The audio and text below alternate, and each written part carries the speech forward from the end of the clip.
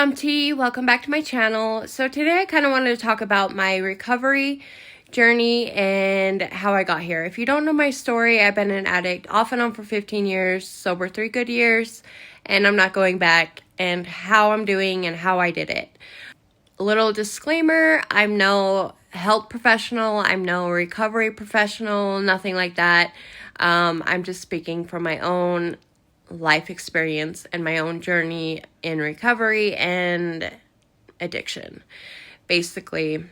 In a couple of videos that I did post about my recovery, a lot of things that are different for me this time. And one was me having to go back to the new prison. I've been out a year now, and the new prison was just awful. It was so hateful. It was just violence all over and a lot of substances that you shouldn't have in a prison, but you do. So that right there was enough for me. I was like, okay, but I had already been sober. I didn't go back to prison because I was using or anything like that. So I had already been sober before I went to prison. But just that lifestyle of, not only was I in addiction, but I was also a huge shoplifter. That's how I, paid for my substances, basically. So a lot of my crimes are all retail theft. So I was fortunate enough to not have any substances charges at all. So I got lucky there. But one of my biggest things was how evil and violent that new prison was, or is, I should say. But I don't know how it is today. I don't know. I'm not there. But from my own experience being there, that had a lot to do with it. Me being in there, yes, I was already sober, but you still kind of are, on parole, probation, whatever. It's kind of like, I don't know, some people go in addiction without entering the legal system, and that's great too. So every story is different, every recovery is different, every addiction process is different. It's just, although it's kind of all the same, but everybody's own story and their own path and what the whys and the hows are different. Even though they're kind of the same. I don't know if that makes sense. If you know, you know. So the violence in the prison was enough for me. Okay, I am done. I'm going to do everything possible on parole, and I am not going to go back to this. This is a hateful, life. It was, even though I wasn't, involved in the drama or in the fights or anything like that, you are still living in it. It's the environment alone that you could just feel the bad energy and the hate and the yelling and the screaming and the hitting of other people, and then the aftermath of, yeah, we have ice there, so it's hurry and put ice on people's big bumps on their heads and their bruises and cover them up with makeup and cleaning up all the, aftermath of the fight was enough for me. So that there was like, okay, I'm never coming back here again. I'm going to do everything I possibly need to do on parole.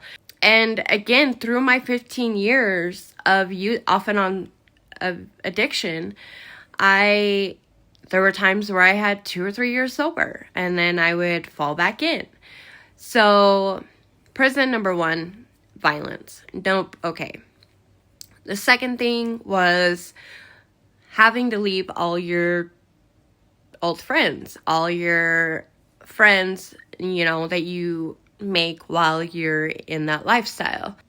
I know that that's a huge thing a lot of places say, and that's one of the rules in the recovery rule book of you have to leave all those friends behind. And I think that's what stuck me for the longest time, because even though I would have those times where I was sober, I was still the middleman. And if you know anything about addiction, you know that you could be really selfish. So even though you don't try to be, even though that's not what you think you're being, is selfish. But when you're in active addiction, you are selfish.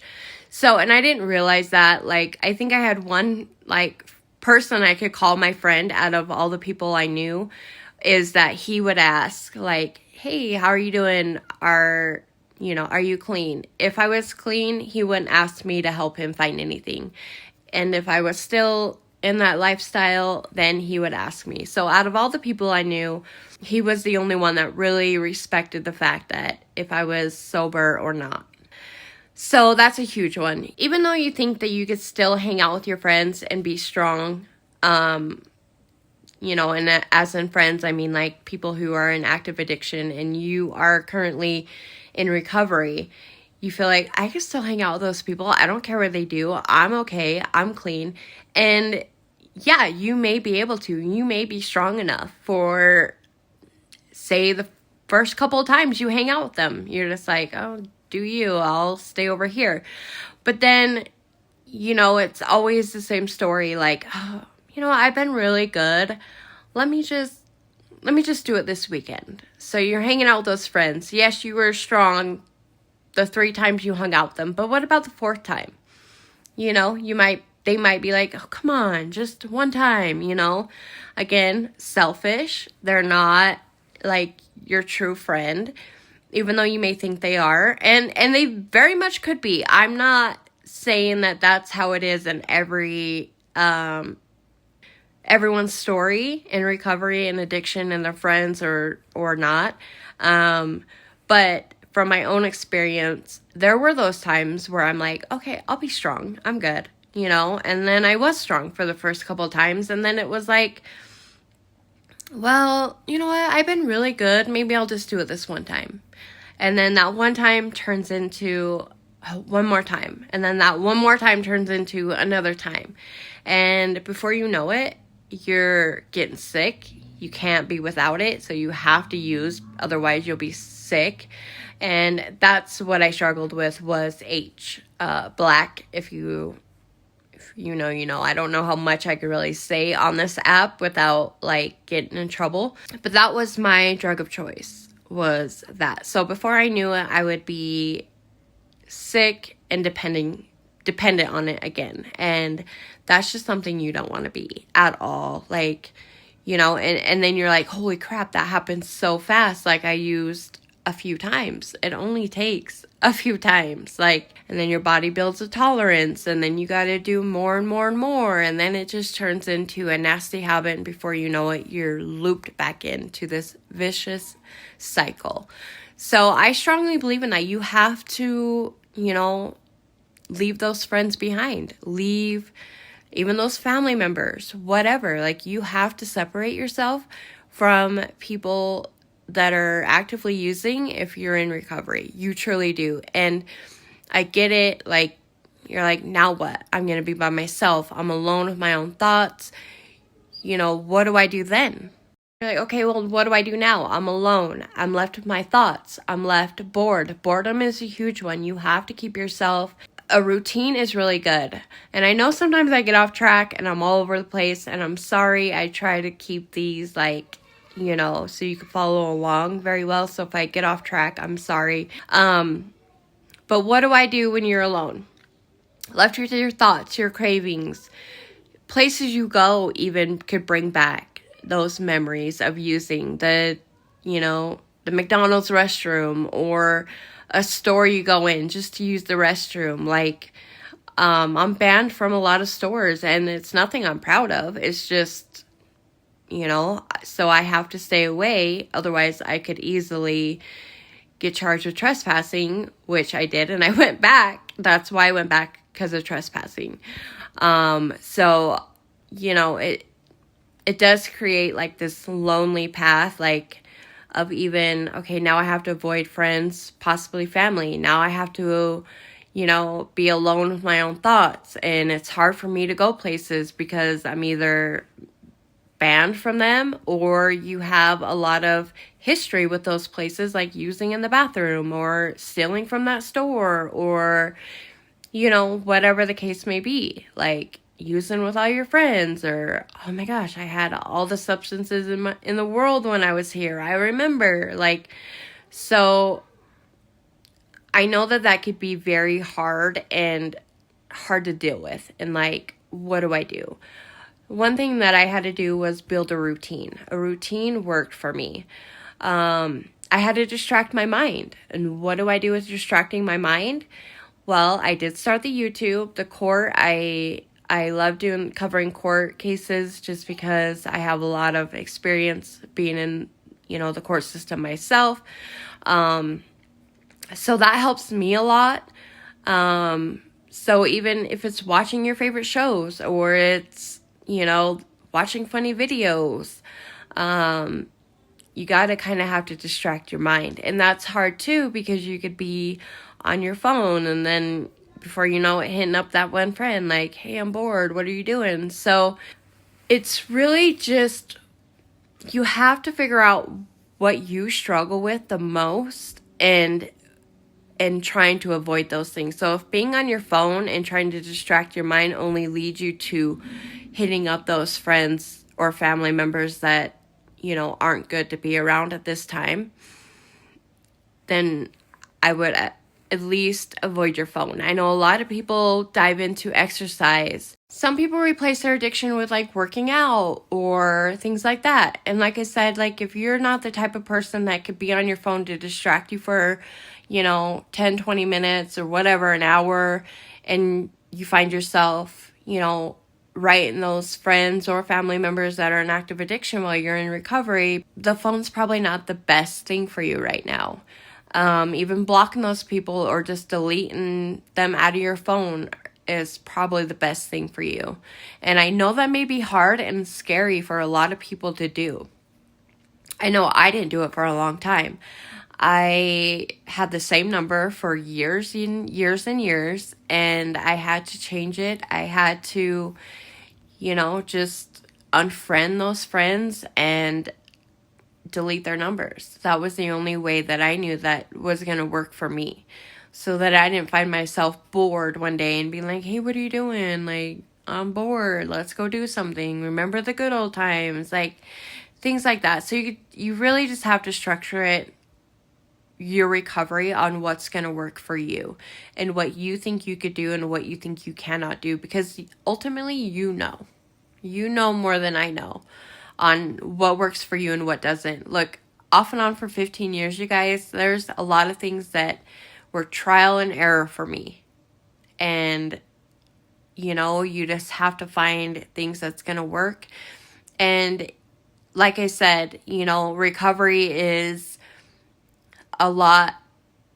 Everyone's story is different and the recovery process is different, even though it's the same. And by the same, I mean like, leaving those friends and going to meetings, or, the clinics that you could go to get on methadone or Suboxone, things like that. Like, meetings don't work for me, so I don't do them. But meetings may work for you, and that's great. You do what works for you. And so let's go back. So violence at the prison was my main thing. Okay, I'm not living this life. I'm not going back. I'm not even going to go into a store again that I'm banned from. Nothing. So I kind of had to, even my favorite stores, I had to leave and never go in, because otherwise I'll find myself back at the prison for a simple trespass, and that's so crappy. So I also talked in my couple of videos too about CBT. I was ordered by the Board of Pardons to do CBT. What CBT, cognitive behavioral thinking, I think it is. I don't know. Don't judge me if I got that wrong. But CBT, basically it trains your mind and your thoughts. It helps you recognize those bad thoughts and those triggers and kind of like turn that around. So CBT was a huge help for me. I still do therapy because I have a lot of trauma that led into my addiction. And I'll get into that story when I'm ready. That's another story for another time. But when I'm ready, how I got started and using with my dad, and then eventually losing my dad to addiction, and So it was a lot of healing for me, but CBT truly worked for me because, you know, we think, okay, well, why are these popping up in my head? How do I get these thoughts out of my head? How do I recognize these thoughts? Because a lot of times we don't recognize these bad thoughts that are creeping in. And this is so true. I believe this, that you, in your mind, you will relapse before you physically relapse. Like, your brain is already, even you're contemplating, like, okay, maybe just one time, or maybe, you know, your brain is already starting that, like, building up. So that's how I view it, is that your brain relapse before you physically do. Because, you know, how do you recognize those thoughts? How do you put a stop to those thoughts? How do you control them? How do you get them out of your mind? Like, so I'm a firm believer in that.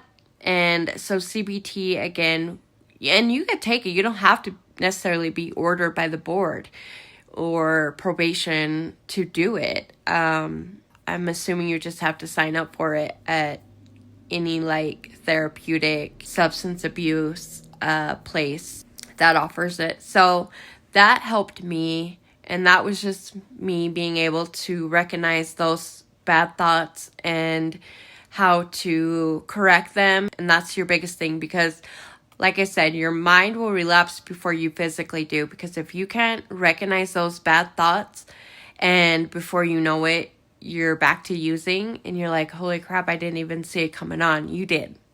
You did. We just didn't recognize those thoughts. So CBT was a huge help for me.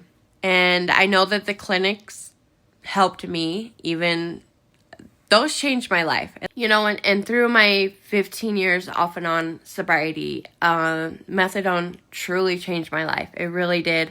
I know a lot of people will say, oh, you just couldn't afford, you know, to buy substances anymore, so you had to go to the clinic. And no, not necessarily. Like, I was selling, so I really had too many to even, you know what to do with, and just used all day long, every day. Like, that was my life. And also selling and the money. So I didn't just go to the clinic because I couldn't afford them anymore. No, it was something that I truly wanted to get away from. So the clinic truly helped me. Getting on methadone, it did change my life. And again, meetings could help you, or they could not. The clinics could help you, or they could not. It's really what works for you and what you are able to do with it. I know people do abuse the clinics, and, you know, yeah, they are technically free if you have Medicaid or whatever. So I do see why some people will think that. But honestly, like, I know that my family, other than my dad, my family didn't really understand addiction. They still don't, which is fine. I'd rather my family not even understand, but they did give me a hard time about going to the clinic and, you know, what they would say. And you really have to block that out. You can't listen to that. It's, okay, well, do you want me sober, or do you want me a sober? You want me alive? You want me, you know what I mean? Like, you want me to do so good. Well, here's a clinic that's, you know, here to help people with addiction. Just like there's shots out there, just like there's medicine. There's a lot of different things that are offered to people in addiction to help them. So if you're faced with a lot of, like, if you're thinking about going to the clinic because you really want to change your life and you really want to get help, do it. Do it. Because what do you have to lose? Like, even if people talk crap, even my family talked crap, but I still had to do it because I wanted out of that lifestyle. And yeah, they ended up supporting me, but just because they didn't agree, it didn't stop me, because I was like, no, you know what? I want out of this. And these are here for a reason, right? So you just have to do basically what works for you. So let's go back again. So the violence, The clinics helped me. CBT was huge for me. And also my family support, and of course my kids. Like, my kids have always been enough. I know that a lot of people will say to you, oh, well, your friends and family, or not your friends, your family and your kids weren't enough. Like, they weren't enough for you to stop. Like, no, they are. And it's not that we ever stopped loving them. It's not that we didn't want to be, active in their lives. It's not that, we chose substances over them. And I know a lot of people will say that and hate on that. And I understand why. I get it. I do understand why someone would think that. Like, wow, your kids weren't enough for you to quit. And you got to just block that out, because, it doesn't matter if I was all wrapped up in addiction. I was still, talk to my kids all the time, be there for them, buy them things they needed, like, see them, so it was never that. It's a vicious cycle, and it's something that just grabs you by the freaking balls, and it's just vicious. It's the devil, and it's vicious. Like, there's no other way I could really explain it, but my family and my kids have always meant everything to me, and they were always enough for me to get help or to get sober and get clean. But again, it's just, that disease in your mind, and there's just a lot that goes into it. And a lot of people that aren't educated into it or have never been in our shoes, they don't understand. And again, that's okay. Like, I would never wish addiction on my worst enemy. I wouldn't wish it on anybody. It is not the best thing. And trust and believe, we don't need the haters. Like, we don't need people talking crap to us. We don't need people shaming us. Like, we are our own worst critics. Trust and believe. I beat myself up, and I think the worst of me a lot more than anyone else could. I am harder on myself than anyone else could be. Yeah, you just have to block off. So you're gonna have haters, and that's that.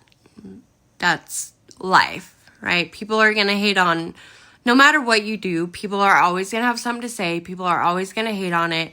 And if you are at least trying and doing things that are gonna help you in your recovery, and honestly, relapse is a part of recovery. Sad as that may be, or as sad as that may sound, relapse is a part of recovery. So, and again, I cannot say this enough. Even when we fall back and we relapse, we are still harder on ourselves than any of our family members could be, any of our children could be, any of our parents could be, anyone out there. We are still beating ourselves up way more. Like, wow, I'm worthless.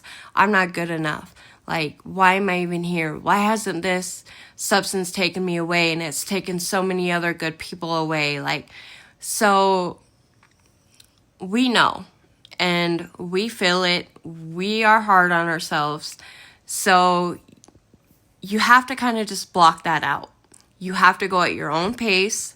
You have to do things that are going to work for you. And it's all trial and error. It's all trial and error. It took me off and on for 15 years. So it's trying things that you think may work, and they don't.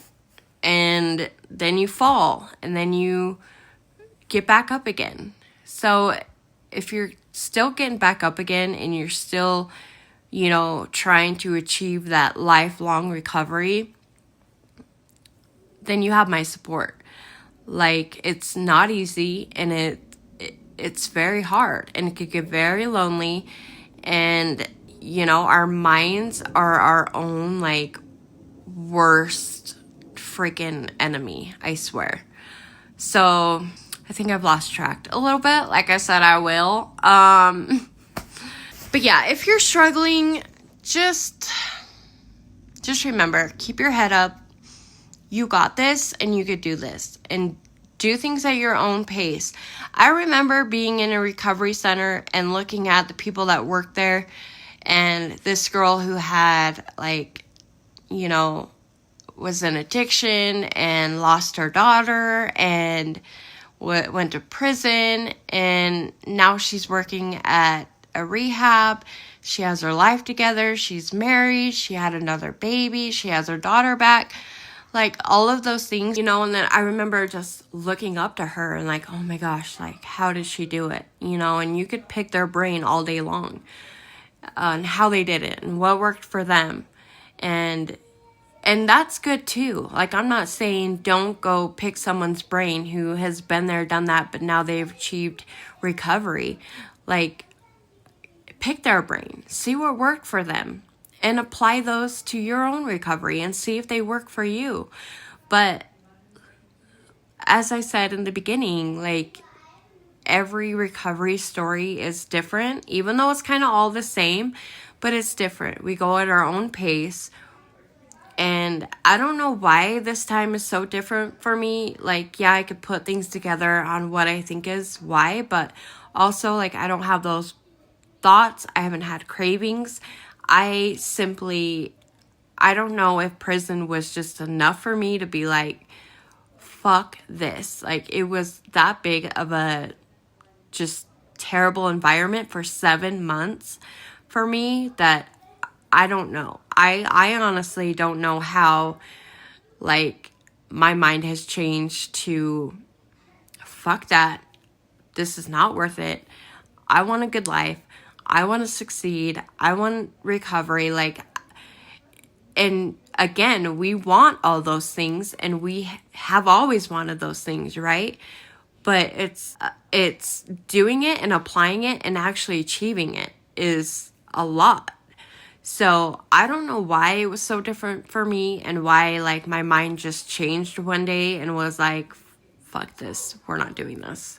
Nope. So I've been fortunate enough to not have any cravings or those bad thoughts. Yeah, I get bored. Yeah, I'm still hard on myself. Yeah, like, I wish I could get that time back, but all I could do is live for today and keep going on day by day. And as long as I'm still making good choices, I can make a better life for myself. It's never too late. So, yeah, I think I'm all over the place, and I'm sorry, you guys. Like, just trying to think of everything that I could really... I'm not really good in front of the camera. I'm a huge introvert, but sharing my story took a lot, and I received a lot of love and a lot of, just support for sharing it. And I think that's another good thing, is sharing. A lot of people share their stories, even if they're horrific. Sharing your story could do a lot of healing for you. It could open doors for you. It could give you that sense of community. And that's one thing I know I wanted to build when I first shared my story, was I wanted to build just this little safe community that we could all just support each other and help each other with whatever we're dealing with. Like, I've always said, if you're struggling, like, reach out to me. I will talk to you. I will try to offer any advice I can. I could help. I try my best to help you. If you're bored and you have bad thoughts, like, text me. I will, or write me in the comments. Like, I will answer, and I will, try to distract you for as long as I possibly can. And that's one thing about sharing, your story, is inspiring people, building that sense of community. It could also bring you a lot of healing too. So that's why I shared my story, pretty much, is to inspire others, hopefully build that little safe net of people that we could all just talk about, ourselves and our stories and our struggles, and all come together as a whole and be there for each other. Because some of my, even strangers are some of my biggest supporters, and that's wild to me. So sharing your story can also do a lot for you. And if you don't think you're strong enough to handle, those mean, rude comments, because people will do that, then don't do it. I would just wait until you get a little bit stronger, because, those little few negative comments could really creep in your head, and you're like, they're right, I'm not worth it. They're right, I am a failure. I'm a loser. They're right. I'll just, throw it all away, throw all my hard work and my recovery away because they're right. So if that's one thing too, is you have to kind of build this, I wouldn't say wall, but you have to build a whole new foundation for yourself so that you don't fall. But sharing my story has helped me a lot though. And I will share more of how I got into addiction, how it started, and how I was using with my father, what happened to my father and why he did it. That's another story, and that's when I really have to have time to tell the story, because it's going to be really emotional and just a rough story. So when I'm ready for that, I will share. But right now, I just kind of wanted to share my story, my progress, and what helps me. And those are the few things that help me. If this made sense to you, if it wasn't all over the place, again, I'm sorry. I'm not good with going point by point by point. I'm shifting. I'm all over the place, and I'm sure as time goes by and the more I share my story and the more that I'm in front of the camera, I will do better at keeping, my thoughts on track. But for now, this is what you get, all over the place, and that's okay. It's okay, because I just been trying to think of this video and what I was going to say and how I was going to say it, and yeah, it's just, maybe I should have wrote it down. I don't know. But those are the few things that help me. And again, what works for me isn't going to work for you. Or whatever works for me, you can apply some of those things. Okay, I want to take CBT. Do it. There's nothing you can't gain from taking it.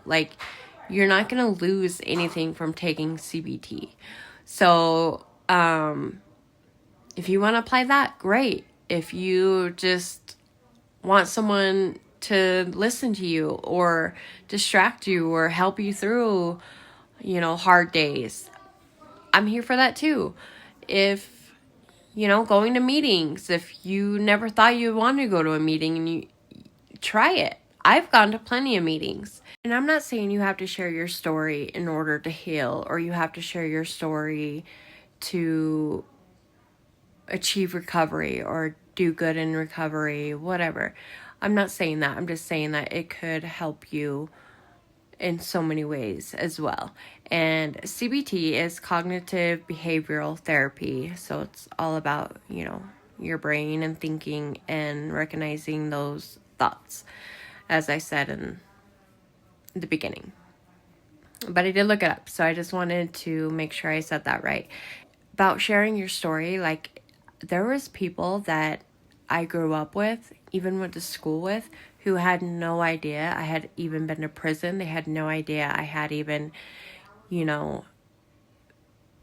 was wrapped in addiction. None of that. There was a lot of people that didn't know my story because I was always ashamed.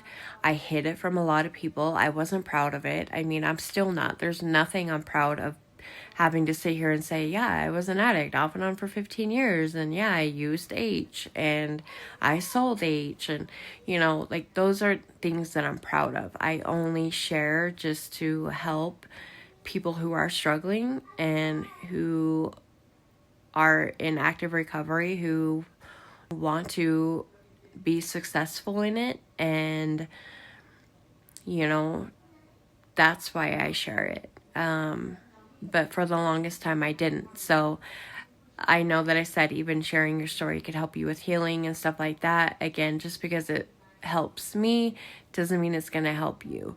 I know a lot of us don't really like to put that information on blast and all of that.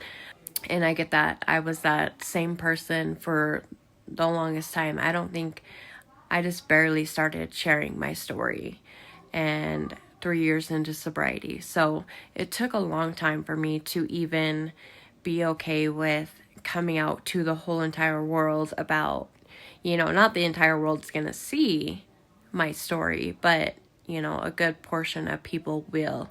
And that could be scary too. So I'm not saying it's something you have to do. I'm just saying that it does help, and it kind of gives you that sense of community, like I stated, that has for me, that I'm so grateful for.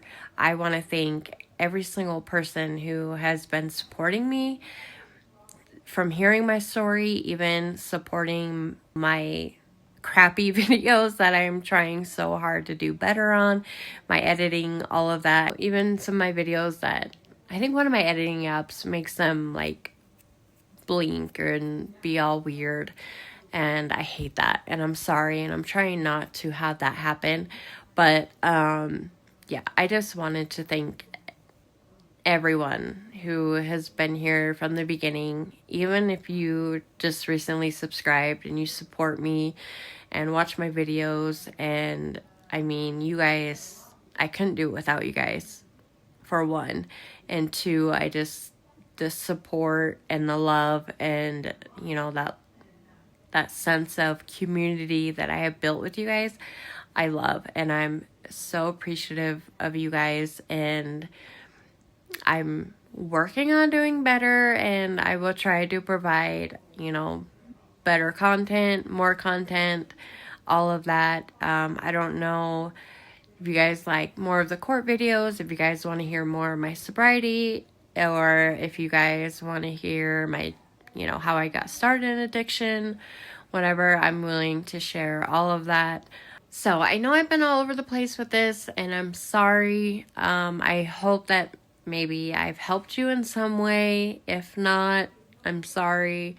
I will try to get all my thoughts together, maybe down on paper, and I could just read you my thoughts. I don't know how I'm going to do it yet, but I hope that me sharing this, what's helped me, and, hopefully I gave you some inspiration and just some new things to try in your own recovery if you want, or if you're struggling and you're wanting to start your recovery, then hopefully whatever I had to share will help you, and you could kind of create your own recovery path and apply things that are going to work for you.